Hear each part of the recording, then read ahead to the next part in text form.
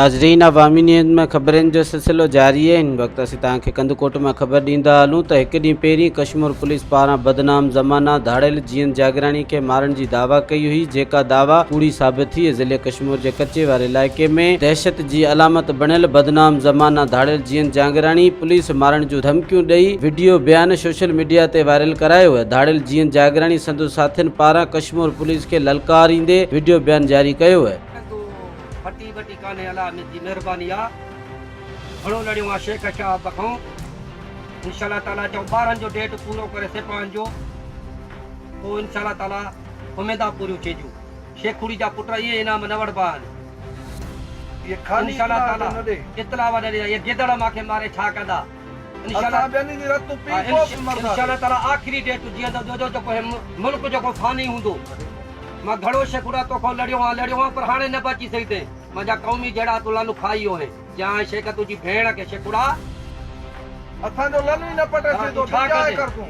गिदड़ जी कन खाई छजा थी त जीअं जो लन खे परवाह न तोखे मथा फुल हुजे।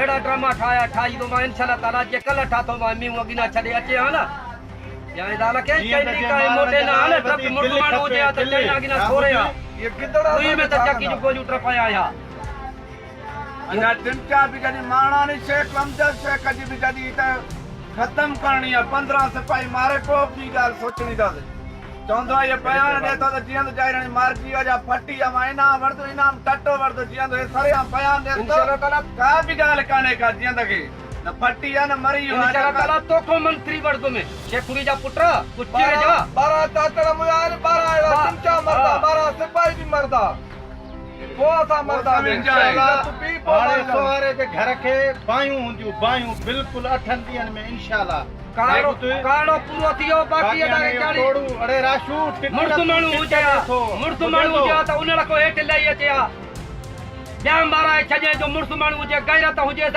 उनी माल उन्हनि जे कढ लॻो अचे उन सां संदकर सां गॾु मरी वञे आ।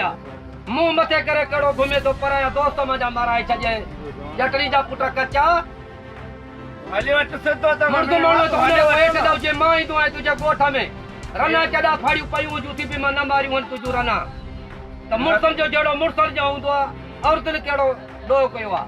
इंशाअल्लाह राशू जी खादी फकीर मामूद जी खादी ओताक में अंदर बदल हुंदी 8 ॾींहनि जे अंदर इंशाअल्लाह ताला इंशाअल्लाह जेको मां जो मट आहे तोड़े साल गुज़री वञे मिल्क में साउट सां रईस अर्ज़ू सा रईस शेखुड़ा साहब तुझो मेहमान हुआ 2 ॾींहनि में जियंद खान जिंदाबाद जिंदाबाद जियंद खान जिंदाबाद जिंदाबाद। मज़ीद खबरों और तफसीलात के लिए विजिट करें हमारी वेबसाइट www.awamiNewsHD.com।